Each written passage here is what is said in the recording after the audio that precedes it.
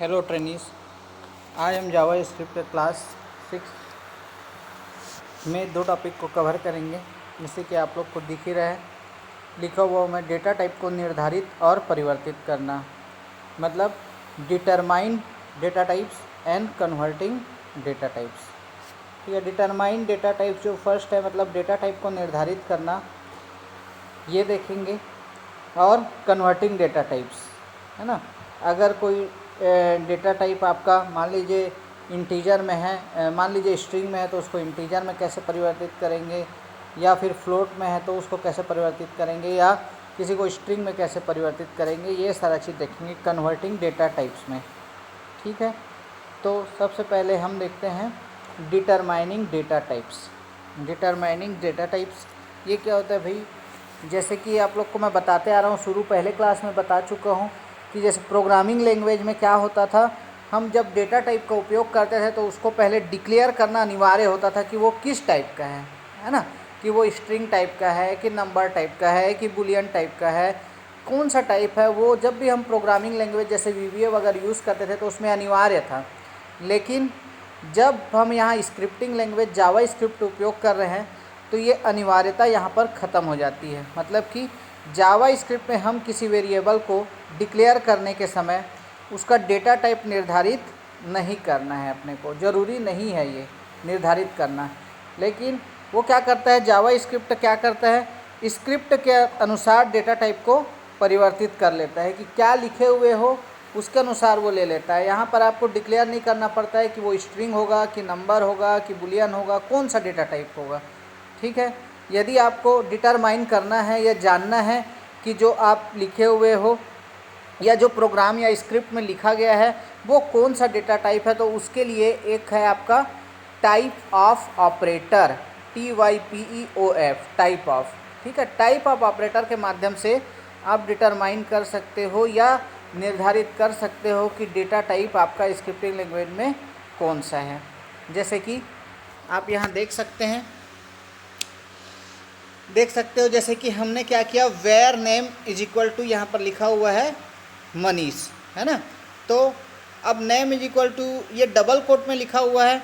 ठीक है, तो ऑब्वियसली स्क्रिप्टिंग लैंग्वेज क्या करेगा, इसको स्ट्रिंग समझेगा। और अगर हमको जानना है कि वो क्या समझ रहा है तो हम क्या लिखेंगे, टाइप ऑफ ब्रैकेट में वेरिएबल का नाम, वेरिएबल का नाम क्या है, नेम, है ना। टाइप ऑफ नेम लिखेंगे तो वो क्या रिटर्न करेगा, आपको स्ट्रिंग रिटर्न करेगा। क्यों स्ट्रिंग रिटर्न कर रहा है, क्योंकि जैसे कि आपको बता चुका हूँ स्ट्रिंग में हम सिंगल कोट या डबल कोट के अंदर जो भी चीज़ लिखते हैं वो स्क्रिप्टिंग लैंग्वेज उसको क्या समझता है, स्ट्रिंग समझता है। इसीलिए अगर हमको जानना है कि where name is equal to Manish क्या है या महेश क्या है, तो वो टाइप ऑफ लिख के हम वेरिएबल का नाम लिख देंगे, उससे पता चल जाएगा कि वो किस टाइप का डेटा है, तो वो रिटर्न क्या करेगा, स्ट्रिंग। वैसे ही जैसे कि where age is equal to हमने 42, एक एज नाम का वेरिएबल लिया जिसकी वैल्यू कितनी है 42। तो अगर हमको जानना है कि ये किस टाइप का रिटर्न कर रहा है वैल्यू, तो टाइप ऑफ हम वेरिएबल का नाम क्या लिखे, एज, तो वो क्या रिटर्न करेगा, नंबर आपका रिटर्न करेगा। उसी प्रकार अगर टाइप ऑफ बी डेट लिखे हुए हैं तो type of B date where B date is equal to new date 1965 7/17, है ना।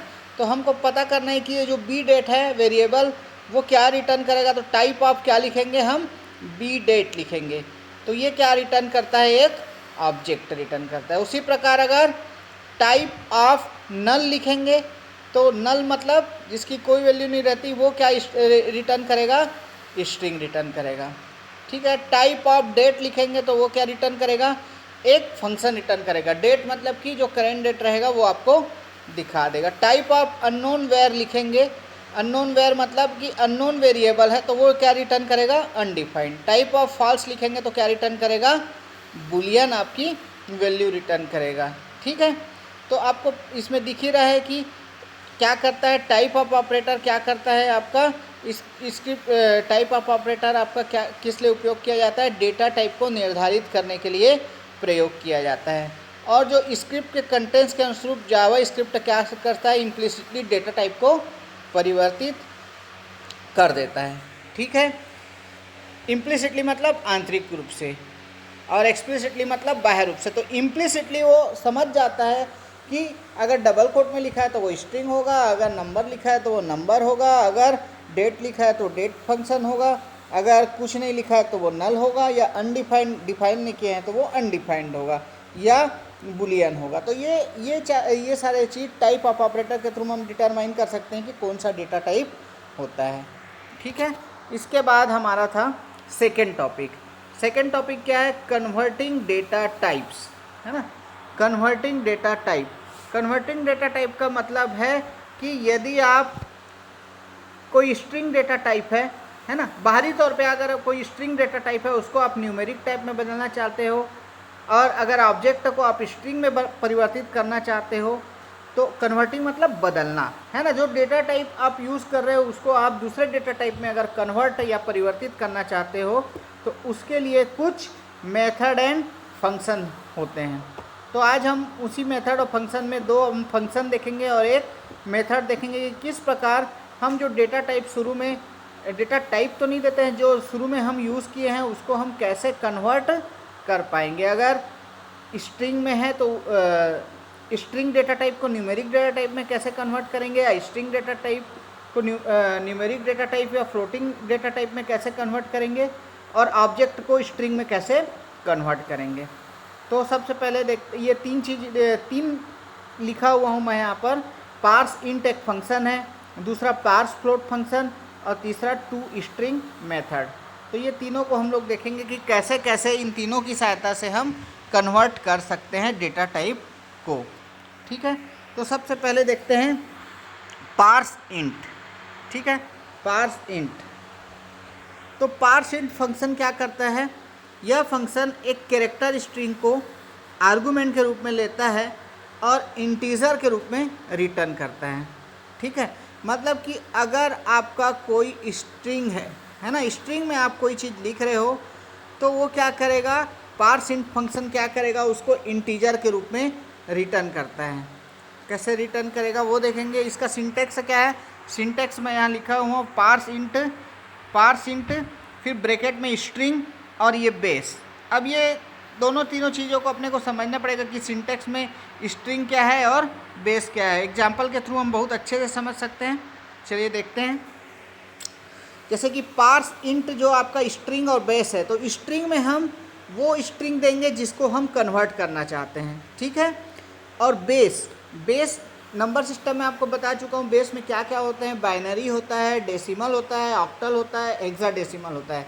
जिस भी नंबर में हम कन्वर्ट करना चाहेंगे वहाँ पर ये बेस लिखेंगे। अगर बाइनरी में कन्वर्ट करना है तो 2 लिखेंगे, डेसिमल में कन्वर्ट करना है तो या 10 लिखेंगे, ऑक्टल में कन्वर्ट करना है तो 8 लिखेंगे, या हेक्साडेसिमल में कन्वर्ट करना है तो 16 लिखेंगे। अगर यहाँ पर कुछ नहीं लिखते, बेस ऑप्शनल है, तो वो बाय डिफ़ॉल्ट क्या करेगा, अपने से किस में ले लेगा, वो डेसिमल में कन्वर्ट कर देगा अगर कुछ नहीं लिखेंगे बेस में तो। ठीक है, चूँकि ये ऑप्शनल है। अगर आपको बाइनरी में है तो 2, ऑक्टल में है तो 8, हेक्सा में है तो 16। ठीक है, तो एग्जाम्पल में यहाँ देख सकते हो आप पार्स इंट जैसे क्या लिखा हुआ है डबल कोट के अंदर A to Z, है ना। अब ये डबल कोट के अंदर स्ट्रिंग लिखा हुआ है, इसमें कोई सा भी न्यूमेरिक वैल्यू है क्या? नहीं है। अगर न्यूमेरिक वैल्यू रहता तब वो उसको क्या करता, इंटीजर में कन्वर्ट करता। तो ये क्या रिटर्न करेगा, नान, नॉट ए नंबर। ये बता देगा कि इस स्ट्रिंग में कोई भी नंबर नहीं है, नॉट ए नंबर। नान के बारे में मैं पहले बता चुका हूँ, इसका फुल फॉर्म होता है नॉट ए नंबर। तो क्या रिटर्न करेगा, नान। उसका सेकंड एग्जांपल देखिए, पार्स इंट। यहाँ पर डबल कोट के अंदर क्या लिखा हुआ है, 3027 और कॉमा करके 8 लिखा हुआ है। ये 8 क्या है, अभी मैं ऊपर सिंटेक्स में बताया था। 8 जो है बेस है, मतलब ऑक्टल में कन्वर्ट करना है। कौन से स्ट्रिंग को, 3027 को। तो ये क्या करेगा, 3027 जो डबल कोट के अंदर स्ट्रिंग लिखा हुआ है, इसको ऑक्टल में, ऑक्टल न्यूमेरिक संख्या में कन्वर्ट कर देगा। तो इसका रिटर्न क्या करेगा, 1559। जब आप 3027 को ऑक्टल में कन्वर्ट करते हो तो उसकी वैल्यू कितनी आती है, 1559। ठीक है, तो ये रिटर्न करेगा। उसके बाद पार्स इंट जैसे हम ईडी लिखे हैं डबल कोट में और 16 किए हैं, मतलब हेक्साडेसिमल में तो ये क्या रिटर्न करेगा, 237। ई और डी कैसे जाने आप, देखो ए को हम 10 बोलते हैं, बी को 11, सी को 12, डी को 13 और ई को 14। ठीक है, और F को 15 किस में बोलते हैं, ये हेक्साडेसिमल में, इसीलिए ED लिखे हैं। तो ED ये स्ट्रिंग नहीं है क्योंकि यहाँ बेस दे दिए हैं 16, तो ये न्यूमेरिक संख्या है, इसीलिए इसको ये कन्वर्ट किया है। नहीं तो यहाँ पर भी क्या रिटर्न करता, नान करता। अगर हम 16 नहीं लिखे रहते तो वो क्या रिटर्न करता, नान करता। तो ठीक है, तो ये समझ में आ गया। पार्स इंट क्या कर रहा है आपका, कोई भी स्ट्रिंग आप डबल कोट में लिख रहे हो और अगर उसका बेस लिख रहे हो तो उस बेस में कन्वर्ट करेगा, और अगर बेस नहीं लिख रहे हो तो डेसिमल में कन्वर्ट करेगा। और अगर स्ट्रिंग में आपका कोई भी न्यूमेरिक संख्या नहीं है तो क्या रिटर्न करेगा, नॉट ए नंबर, नान। ठीक है, आया समझ में। उसके बाद है आपका फ्लोट। ठीक है, जैसे पार्स इंट था तो वो स्ट्रिंग को किस में कन्वर्ट कर रहा था, इंटीजर में कन्वर्ट कर रहा था। पार्स फ्लोट क्या करेगा, वो स्ट्रिंग को किस में कन्वर्ट करेगा, फ्लोटिंग पॉइंट्स नंबर। और फ्लोटिंग पॉइंट नंबर क्या होते हैं, पॉइंट वाले, जैसे कि डेसिमल नंबर 10.27, ये क्या है, एक फ्लोटिंग पॉइंट नंबर है। तो कोई भी स्ट्रिंग आप अगर लिखते हो पार्स फ्लोट करके, और अगर उस स्ट्रिंग में कोई न्यूमेरिक संख्या है तो वो उसको क्या करेगा, फ्लोटिंग पॉइंट नंबर में या फ्लोट नंबर में कन्वर्ट कर देगा। और अगर उस स्ट्रिंग में कोई भी न्यूमेरिक संख्या नहीं है तो वो क्या रिटर्न करेगा, नान रिटर्न करेगा, NaN। ठीक है, तो पार्स फ्लोट फंक्शन क्या करता है, एक कैरेक्टर स्ट्रिंग को आर्गुमेंट के रूप में लेता है और फ्लोटिंग पॉइंट नंबर के रूप में रिटर्न करता है। ठीक है, तो यहाँ पर आप एग्जांपल यहाँ पर भी लिखा हुआ हूँ मैं, जैसे parse float A to Z है, डबल कोट में है, चूँकि इसमें कोई भी न्यूमेरिक नहीं है तो ये भी क्या रिटर्न करेगा, नॉट ए नंबर, नान। उसी प्रकार सेकेंड एग्जाम्पल देखिए, पार्स फ्लोट डबल कोट में क्या लिखा हूँ, 30.27 A to Z। अब इसमें न्यूमेरिक पार्ट क्या है, 30.27, जो कि फ्लोटिंग नंबर है, तो ये रिटर्न क्या करेगा, 30.27, A to Z को छोड़ देगा क्योंकि वो स्ट्रिंग है। तो दी गई स्ट्रिंग में से जो भी न्यूमेरिक रहेगा उसको ये फंक्शन रिटर्न करता है। ठीक है, तो ये था आपका पार्स फ्लोट फंक्शन। दो फंक्शन अभी हम लोग देखे जो क्या कर रहा है, स्ट्रिंग को आर्गुमेंट के रूप में ले रहा है और उसको या तो इंटीजर में कन्वर्ट कर रहा है या फिर फ्लोटिंग में। अब जो थर्ड है आपका, यह है आपका स्ट्रिंग। ठीक है, तो स्ट्रिंग का भी अब मैं सिंटेक्स यहाँ पर लिख दिया हूँ, क्या है, टू स्ट्रिंग मेथड के द्वारा, टू स्ट्रिंग मेथड क्या है, कैरेक्टर स्ट्रिंग को रिटर्न करता है ना। तो स्ट्रिंग वाला अब हम देख लेते हैं, ये रहा।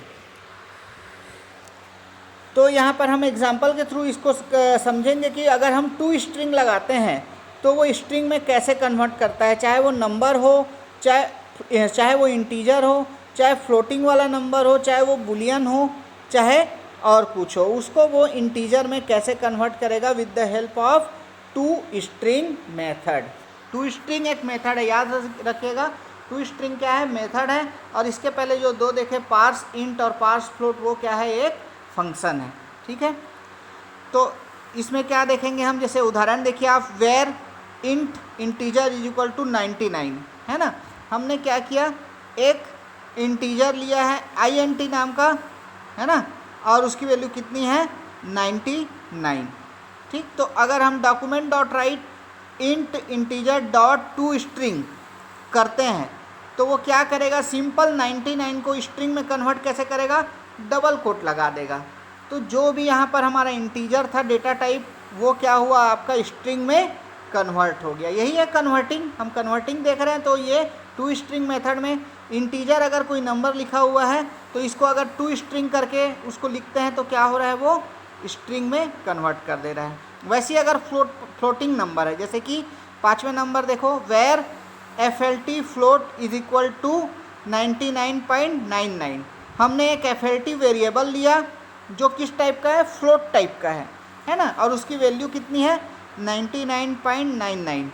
अगर हम इसको स्ट्रिंग में कन्वर्ट करना चाहते हैं तो क्या लिखेंगे, document dot right FLT float dot to string method, है ना। तो ये क्या करेगा, 99.99 को स्ट्रिंग में कैसे कन्वर्ट करेगा, डबल कोट लगा के आपको स्क्रीन पे दिखा देगा, ये इसका आउटपुट होगा।